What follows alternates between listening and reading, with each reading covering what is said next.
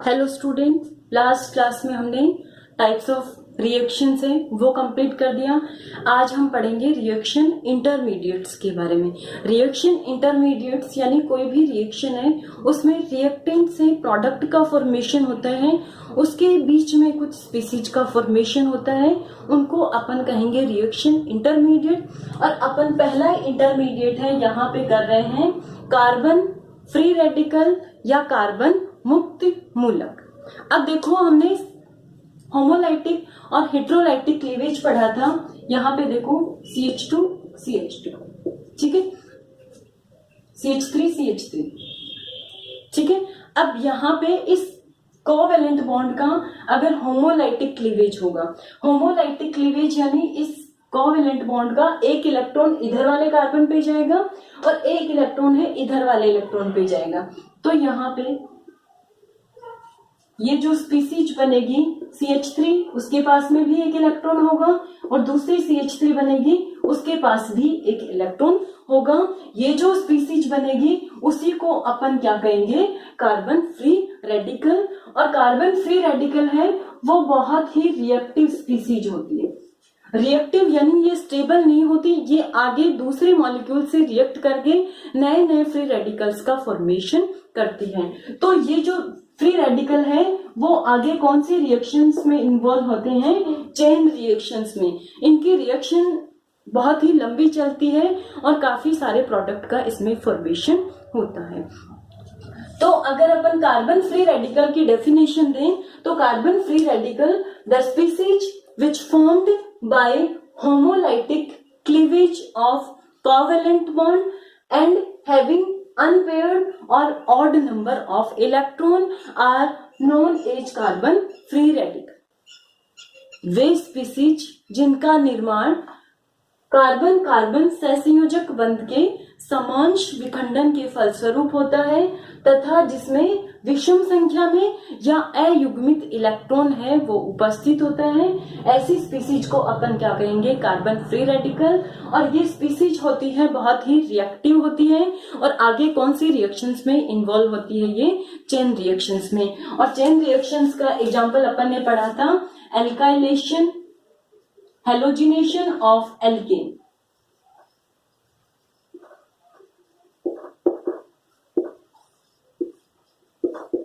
Halogenation of alkene, जिस तरीके से CH4 की रिएक्शन है वो क्लोरीन के साथ में, ये जो रिएक्शंस है फ्री रेडिकल का फॉर्मेशन या तो लाइट की प्रेजेंस में या फिर किसी भी पेरोक्साइड की प्रेजेंस में होता है।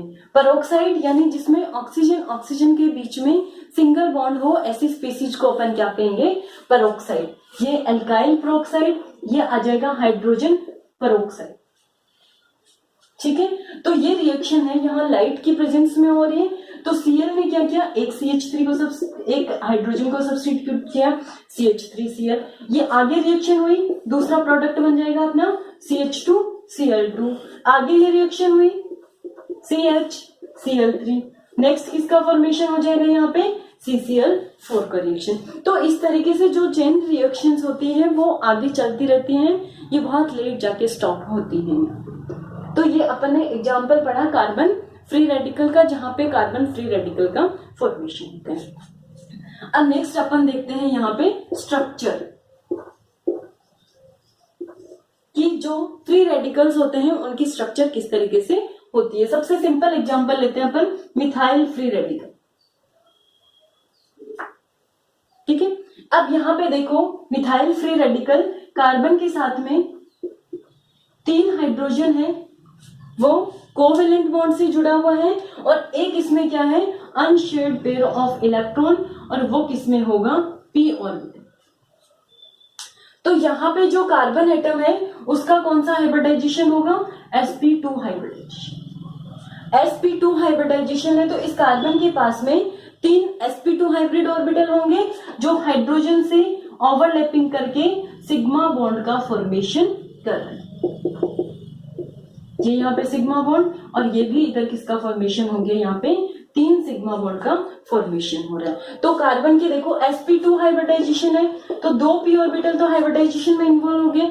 तीसरे में क्या है यहाँ यहाँ पे अनशेयर्ड पेयर ऑफ इलेक्ट्रॉन है यहाँ पे, तो अनशेयर्ड जो इलेक्ट्रॉन है वो क्या होगा यहाँ पे तल के लंबवत होगा, ठीक है, और उसमें अनपेयर्ड इलेक्ट्रॉन प्रेजेंट होगा। अब इसमें अनपेयर्ड इलेक्ट्रॉन प्रेजेंट है तो इसकी नेचर है वो कैसी हो जाएगी यहाँ पे पैरामैग्नेटिक।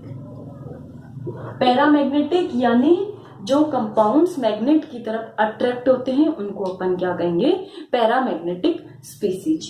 तो ये आगे इसकी स्ट्रक्चर की जो फ्री रेडिकल है उनकी स्ट्रक्चर, कार्बन एटम कौन सा हाइब्रिडाइजेशन में होगा, sp2 हाइब्रिडाइजेशन में होगा, 3 हाइड्रोजन एटम के साथ में सिग्मा बॉन्ड का फॉर्मेशन करेगा और एक p ऑर्बिटल है जो तल के लंबवत होगा, उसमें अनपेयर्ड इलेक्ट्रॉन है वो प्रेजेंट होगा और मैग्नेटिक बिहेवियर है वो कैसा होगा, इसका पैरामैग्नेटिक बिहेवियर है वो होगा।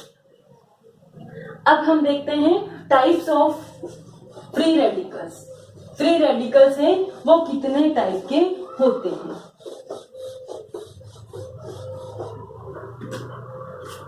टाइप्स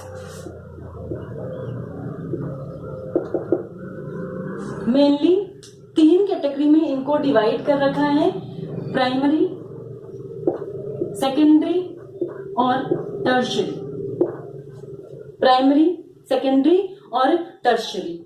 अब फ्री रेडिकल जिस कार्बन पे प्रेजेंट है उस कार्बन की नेचर कैसी है उसी के अकॉर्डिंग इन्हें नेम दे रखा है। अब यहाँ देखो CH2 CH3। अब यहाँ पे फ्री रेडिकल है वो इस कार्बन पे है, यहाँ पे इस कार्बन की नेचर कैसी है, प्राइमरी नेचर है, क्योंकि ये कार्बन है वो आगे एक ही कार्बन से सिग्मा बॉन्ड के द्वारा जुड़ा हुआ है, तो ये कौन सा हो जाएगा प्राइमरी फ्री रेडिकल। दूसरा आता है सेकेंडरी। सेकेंडरी यानी फ्री रेडिकल जिस कार्बन पे है वो आगे कितने कार्बन से जुड़ा हुआ है, 2 कार्बन से जुड़ा। इसी तरीके से टर्शियरी। टर्शियरी यानी जो आगे 3 से जुड़ा हुआ हो। इस कार्बन की नेचर टर्शियरी होगी, ये कार्बन है वो आगे 3 कार्बन से जुड़ा हुआ है। और सबसे सिंपल आ जाता है अपने methyl free radical. Methyl free radical यानी CH3, ठीक है। तो ये बेसिकली 4 टाइप के फ्री रेडिकल हो गए। मिथाइल फ्री रेडिकल, ये यहाँ पे प्राइमरी फ्री रेडिकल, ये क्योंकि इस कार्बन है इसकी नेचर भी 1 डिग्री है, ये कार्बन है वो 2 डिग्री है और इधर वाला कार्बन कैसा होगा अपने 3 डिग्री फ्री रेडिकल, ठीक है। अब इसमें देखो इनकी स्टेबिलिटी देखते हैं। अब ये जो फ्री रेडिकल्स हैं उसमें जो टर्शियरी है वो सबसे ज्यादा स्टेबल है, टर्शियरी, फिर सेकेंडरी, फिर प्राइमरी फ्री रेडिकल और सबसे लेस स्टेबल है वो कौन सा होगा, मिथाइल फ्री रेडिकल। ऐसा क्यों होगा, जब आगे अपन पढ़ेंगे हाइपर कंजुगेशन इफेक्ट में, तो यहाँ पे इलेक्ट्रॉनों का डीलोकेलाइजेशन है वो सबसे ज्यादा होगा। सबसे ज्यादा हाइपर कंजुगेटिव स्ट्रक्चर है वो इसमें बनेगी।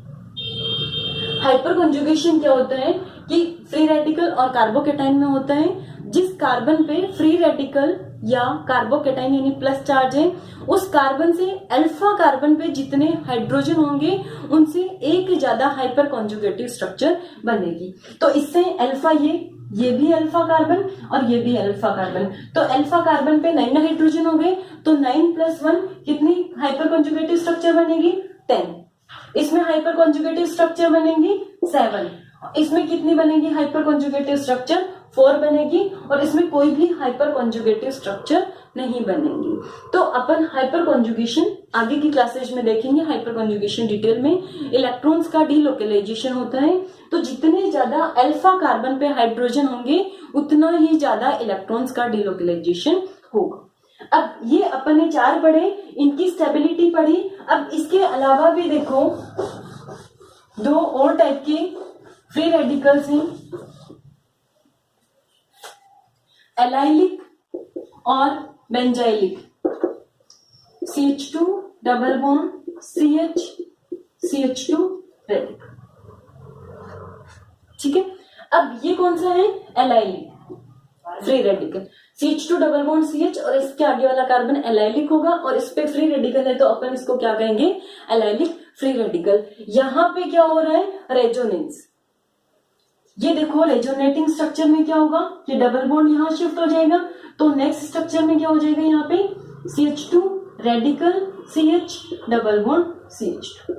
तो यहाँ पे दो रेजोनेटिंग स्ट्रक्चर है और रेजोनेंस है वो हाइपर कॉन्जुगेशन से ज्यादा डोमिनेंट होता है, तो जिसमें रेजोनेंस होगा वो और ज्यादा स्टेबल होंगे, यानी जो एलाइलिक फ्री रेडिकल है वो 3 डिग्री से भी ज्यादा स्टेबल होगा। इसमें जितनी ज्यादा रेजोनेटिंग स्ट्रक्चर होंगी वो उतना ही ज्यादा स्टेबल होगा। अब ये देखो एलाइलिक है, अब अपन देखते हैं बेंजाइलिक।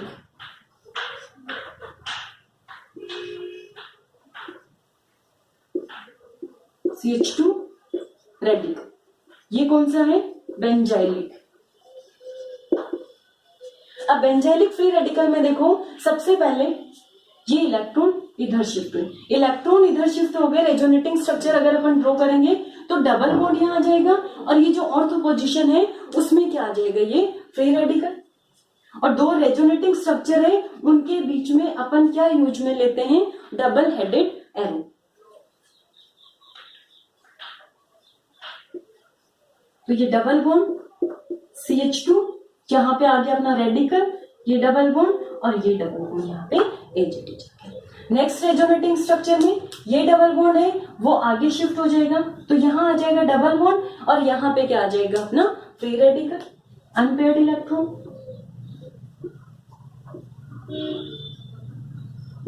डबल बॉन्ड CH2 और ये यहाँ पे आ गया अनपेयर्ड इलेक्ट्रॉन। नेक्स्ट स्ट्रक्चर में ये डबल बॉन्ड आगे शिफ्ट हो जाएगा, अब ये डबल बॉन्ड आगे शिफ्ट हो गया तो यहाँ पे ये और यहाँ पे अनपेयर्ड इलेक्ट्रॉन। फिर यहाँ पे लास्ट स्ट्रक्चर में क्या होगा, ये इलेक्ट्रॉन वापस से यहाँ आ जाएंगे,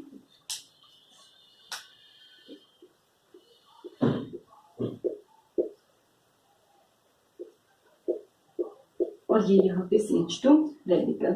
तो जो देखो एलाइलिक फ्री रेडिकल है उसमें टोटल कितने रेजोनेटिंग स्ट्रक्चर थी, 2 रेजोनेटिंग स्ट्रक्चर है, और जो बेंजाइलिक है उसमें कितने रेजोनेटिंग स्ट्रक्चर हो रही है, यहाँ पे 5 रेजोनेटिंग स्ट्रक्चर। तो सबसे स्टेबल है वो फ्री रेडिकल कौन सा होगा, बेंजाइलिक फ्री रेडिकल। ठीक है, जितनी ज्यादा इस फ्री रेडिकल से बेंजीन रिंग जुड़ी होंगी वो सबसे ज्यादा स्टेबल होगा। फिर उसके बाद एलाइलिक आएगा, उसकी कितने रेजोनेटिंग स्ट्रक्चर हो रही है, यहाँ पे 5 रेजोनेटिंग स्ट्रक्चर हैं। अब देखो बेंजाइलिक में देखो CH, ये अपना था CH2 C6H का, यानी एक ही बेंजीन रिंग जुड़ी हुई है। दूसरा अपन ने देखा CH C6H5 C6H5 और इसके ऊपर क्या आ गया यहाँ पे फ्री रेडिकल। अब यहाँ पे देखो इस बेंजीन रिंग की वजह से भी रेजोनेंस होगा और दूसरी जो बेंजीन रिंग है इसकी वजह से भी क्या होगा, यहाँ पे रेजोनेंस होगा। तो इसके कंपैरिजन में ये वाला जो डाइफेनिल फ्री रेडिकल है उसके साथ में 2 बेंजीन रिंग जुड़ी हुई है, तो इसकी है वो ज्यादा रेजोनेटिंग स्ट्रक्चर बनेगा। तो सिंगल फेनिल है और इसमें डाइफेनिल है तो इसकी ज्यादा रेजोनेटिंग स्ट्रक्चर होगी। अब नेक्स्ट देखो अगर 3 बेंजीन रिंग जुड़ी हुई है C6H5 और ये भी क्या आ गया यहाँ पे C6H5, तो सबसे ज्यादा स्टेबल कौन सा होगा, जिसमें 3 फेनिल रिंग है, फिर 2 फेनिल रिंग वाला, और सबसे कम कौन सा होगा जिसमें एक ही फेनिल रिंग है वो प्रेजेंट है। ठीक है, तो ये अपन ने देखा फ्री रेडिकल्स की स्टेबिलिटी। फिनाइल बेंजाइलिक यानी बेंजीन रिंग के साथ में CH2 सबसे ज्यादा बेंजाइलिक होंगे, फिर एलाइलिक और फिर उसके बाद में एल्काइल फ्री रेडिकल है वो स्टेबल होंगे। अब देखो इनको एक ऑर्डर में अरेंज करते हैं कि किस तरीके से इनकी स्टेबिलिटी है वो अफेक्ट होगी।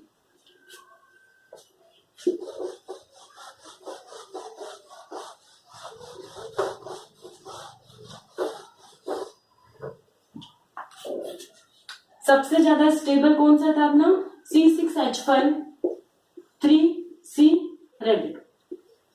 3 बेंजीन रिंग है तो सबसे ज्यादा रेजोनेटिंग स्ट्रक्चर होगी, तो सबसे ज्यादा स्टेबल ये वाला फ्री रेडिकल होगा। उसके बाद में जिसमें 2 बेंजीन रिंग है C6H5 2CH रेडिकल। फिर उसके बाद कम स्टेबिलिटी जिसमें एक ही बेंजीन रिंग है C6H5CH2 रेडिकल। उसके बाद में एलाइलिक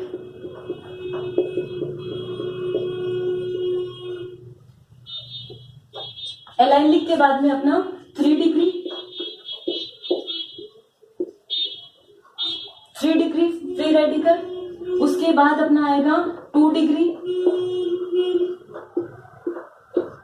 फिर आएगा अपना 1 डिग्री फ्री रेडिकल, और सबसे लास्ट में कौन सा आएगा अपना मिथाइल फ्री रेडिकल। तो इस तरीके से अपन ने क्या किया कि जितने भी जो फ्री रेडिकल्स हैं उनको स्टेबिलिटी के अकॉर्डिंग अरेंज किया। अब यहाँ पे देखो एग्जाम में क्वेश्चंस भी पूछ सकते हैं, 2 या 3 फ्री रेडिकल दे दिया कि इनको स्टेबिलिटी के अकॉर्डिंग अरेंज करो, ठीक है। तो अब इन तीनों की स्टेबिलिटी है वो किसके अकॉर्डिंग एक्सप्लेन की थी अपन ने, हाइपर कॉन्जुगेशन पे। इनमें हाइपर कॉन्जुगेशन है, लेकिन ऊपर वाली जो चारों हैं वो किससे एक्सप्लेन कर रहे हैं इसको, रेजोनेंस। जितनी ज्यादा रेजोनेटिंग स्ट्रक्चर्स होंगी किसी भी कंपाउंड में, जितनी ज्यादा रेजोनेटिंग स्ट्रक्चर्स होती हैं वो उतना ही ज्यादा स्टेबल है। तो ये भी एक रिएक्शन इंटरमीडिएट है। तो जिस इंटरमीडिएट में जितनी ज्यादा रेजोनेटिंग स्ट्रक्चर या हाइपर कॉन्जुगेटिव स्ट्रक्चर है वो उतना ही ज्यादा स्टेबल होता है। बट जो रेजोनेंस है, रेजोनेटिंग जो इफेक्ट है वो हाइपर कॉन्जुगेशन से ज्यादा डोमिनेंट होता है। इस वजह से ये जो ऊपर वाली रेजोनेटिंग स्ट्रक्चर है वो ज्यादा स्टेबल होंगी किसके कंपैरिजन में, जो एल्काइल फ्री रेडिकल है उनके कंपैरिजन।